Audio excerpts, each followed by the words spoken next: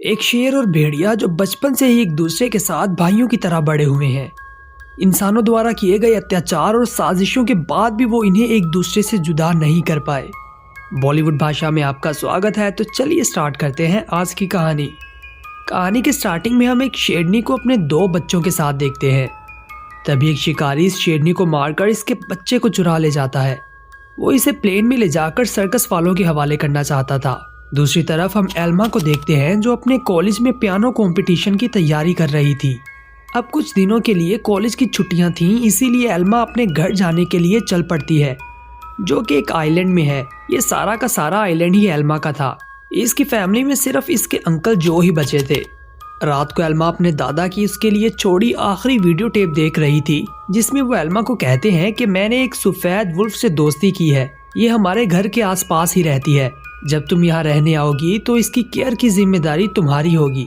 अब रात को एल्मा पियानो बजा रही थी कि तभी एक जोरदार तूफान आने लगता है और जो प्लेन शेर के बच्चे को ले जा रहा था वो एल्मा के आइलैंड पर ही क्रैश हो जाता है।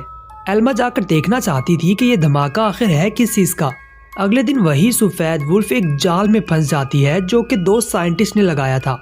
ये साइंटिस्ट भेड़ियों पर एक्सपेरिमेंट्स करते हैं, लेकिन उनके पहुंचने से पहले ही वुल्फ जाल तोड़कर भाग निकलती है। बट जाल का एक हिस्सा अभी भी इसके शरीर पर ही था, जिसकी वजह से वो फिर एक पेड़ के साथ अटक जाती है। तभी एल्मा की नजर उस वुल्फ पर पड़ती है और वो उसे जाल से आजाद कर देती है। वापस आते हुए एल्मा को वही 2 साइंटिस्ट दिखाई देते हैं। वो उन्हें वार्निंग देती है कि ये मेरी प्राइवेट प्रॉपर्टी है। अगर दोबारा तुम लोग यहाँ दिखाई भी पड़े तो मैं पुलिस को बुलवाकर तुम लोगों को अरेस्ट करवा दूंगी। अब जैसे ही वो घर वापस जाने लगती है, उसे वही प्लेन दिखाई पड़ता है जो रात को क्रैश हो गया था। शेर का पिंजरा एक पेड़ पर अटका पड़ा था। शेर का बच्चा वहां से निकलकर एक घोंसले में गिर पड़ता है और फिर सीधा एल्मा की झोली में आ गिरता है। वो इसे अपने घर ले आती है। तभी वो सफेद वुल्फ भी अपने बच्चे को उन्हीं शिकारियों के डर से एल्मा के घर ले आती है। एल्मा बहुत परेशान थी कि आखिर इसके साथ ये हो क्या रहा है। फिर इसके अंकल घर आते हैं। एल्मा इन्हें वुल्फ का बच्चा और शेर का बच्चा दिखाती है। अंकल जो इसे मशवरा देते हैं कि वो इन दोनों को पुलिस के हैंड ओवर कर दे। अंकल जो के जाते ही पुलिस के कुछ लोग एल्मा के पास आते हैं। वो इससे शेर के बच्चे का पूछने लगते हैं जो कि एक सर्कस से बिलोंग करता है। सर्कस का नाम सुनकर एल्मा उन्हें नहीं बताती कि असल में शेर का बच्चा उसी के पास है। खैर पूछताछ करके वो लोग यहाँ से चले जाते हैं। शेर भी वुल्फ को ही अपनी माँ समझकर उसी का दूध पीने लग जाता है। एल्मा ये मंजर देखकर बहुत ज्यादा खुश थी। वो जानवरों से घुलने मिलने लगी थी। अब उसे लगने लगा था कि शायद इन्हीं की देखभाल के लिए कुदरत ने इसे यहाँ भेजा है। एल्मा अपने अंकल को जाकर बताती है कि वो अभी कुछ और दिन यहाँ से वापस नहीं जाएगी। वापस जाकर एल्मा जानवरों के साथ उस घर में भी जाती है जिसे इसने बचपन में अपने दादा के साथ मिलकर बनाया था। शेर और वुल्फ दोनों ही इस तरह घुल मिल जाते हैं जैसे वो सगे भाई हों। अब एल्मा के पियानो कंपटीशन का समय आ चुका था। एल्मा को 2 दिनों के लिए न्यूयॉर्क वापस जाना था।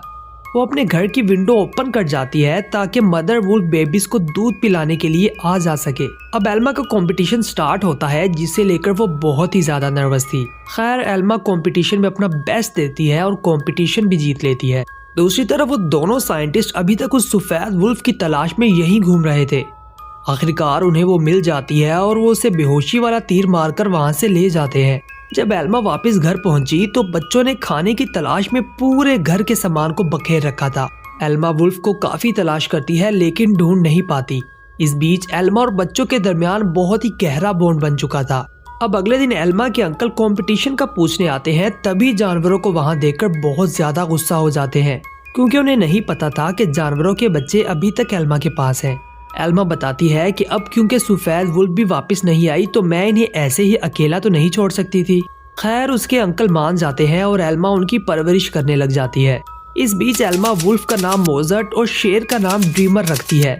मोज़र्ट और ड्रीमर आपस में बहुत ही ज्यादा खुश थे।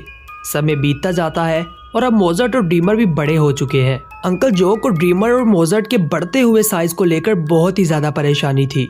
एक दिन मोज़र्ट और ड्रीमर खेलते खेलते दूर निकल जाते हैं।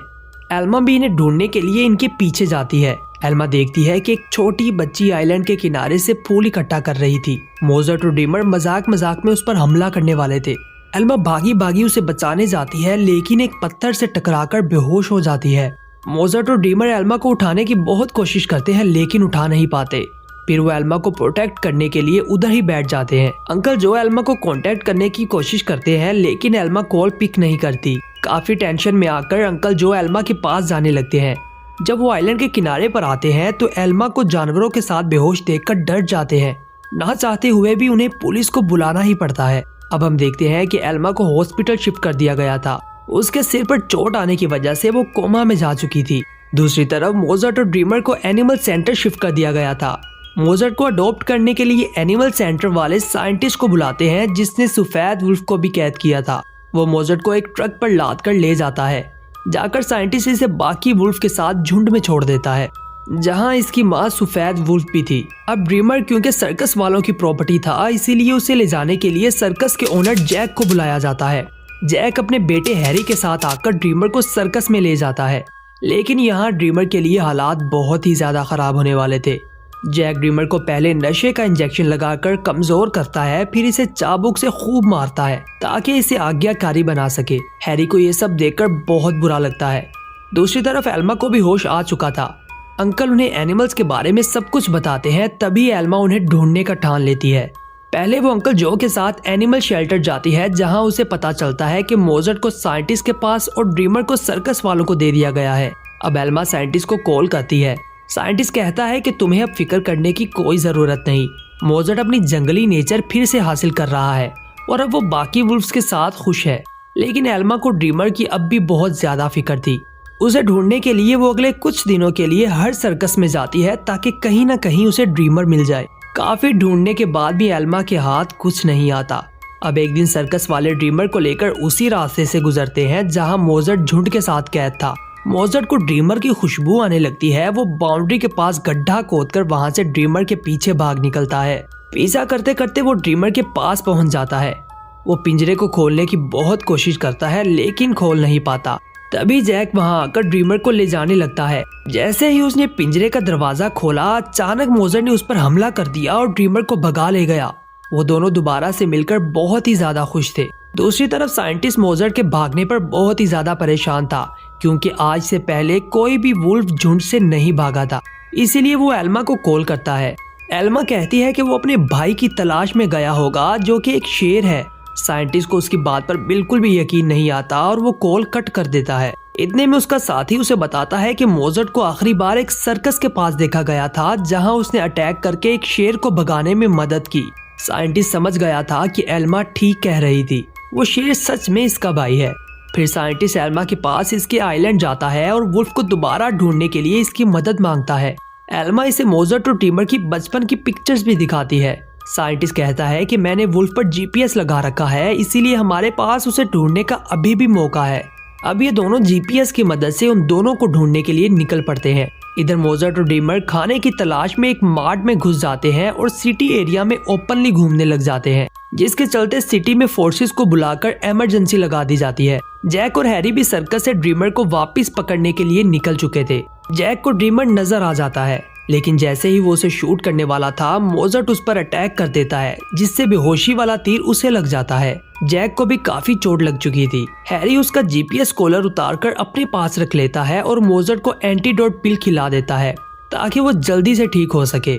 इधर साइंटिस्ट और एल्मा भी जीपीएस ट्रैक करते करते एक बार में जैक और हैरी के पास आ जाते हैं क्योंकि मोजर्ट का कॉलर तो हैरी के पास ही था। जैक उन्हें भटकाने के लिए कहता है कि ये तो मेरे बेटे को ऐसे ही रोड पर से मिला था, हमें तो नहीं पता कि ये क्या चीज है। जैसे ही वो जाने लगते हैं हैरी भागा भागा उनके पीछे जाकर कहता है कि मुझे पता है कि तुम्हारा वुल्फ किधर है, मैं तुम्हारे साथ ही चलता हूँ। वो इन्हें उसी लोकेशन पर ले जाता है जहाँ मोजर्ट को तीर लगा था। तभी वहाँ जैक आकर हैरी को वापस ले जाता है। अचानक एल्मा को ड्रीमर दिखाई पड़ता है। इसका पीछा करते करते वो मोजर्ट के पास भी पहुंच जाती है। वो उसी घर में मौजूद थे जो एल्मा और उसके दादा ने बचपन में बनाया था, लेकिन पुलिस वहां उन दोनों को मारने के लिए पहुंच चुकी थी। एल्मा घर के अंदर एक सीक्रेट टनल की मदद से लेक के पास से निकल आती है। अब बस इन्हें नदी पार करके वापस घर जाना था, लेकिन पुलिस बहुत ही ज्यादा करीब थी, इसीलिए ड्रीमर नदी पार करने से मना कर देता है। वो पुलिस के पीछे चला जाता है ताकि एल्मा और मोजर्ट वापस घर जा सके। ना चाहते हुए भी एल्मा मोजर्ट को लेकर नदी पार करके वापस घर चली जाती है। एल्मा और मोजर्ट बहुत ही ज्यादा अफसुर्दा थे कि इतने में अचानक ड्रीमर झाड़ियों पर से निकलता है। वो पुलिस वालों को चकमा देकर आ चुका था। वो दोनों भाई दोबारा से मिलकर बहुत ही ज्यादा खुश थे। साइंटिस्ट भी ये मंजर देखकर रोने लगता है। अब एल्मा एक फंक्शन ऑर्गेनाइज करती है जिसमें वो अपना सारा का सारा आइलैंड बेघर जानवरों के लिए दान कर देती है। ये मूवी हमें सबक देती है कि अगर शेर और भेड़िए जो कि एक दूसरे के दुश्मन हैं, प्योर लव की वजह से वो एक दूसरे के साथ भाइयों की तरह रह सकते हैं, तो हम इंसान क्यों नहीं रह सकते। काश एक दिन हम भी रंग, नस्ल और जात पात के झंझटों से उभर कर सिर्फ इंसानों की तरह रह पाए। मिलते हैं एक और नई मूवी के साथ, तब तक के लिए गुड बाय।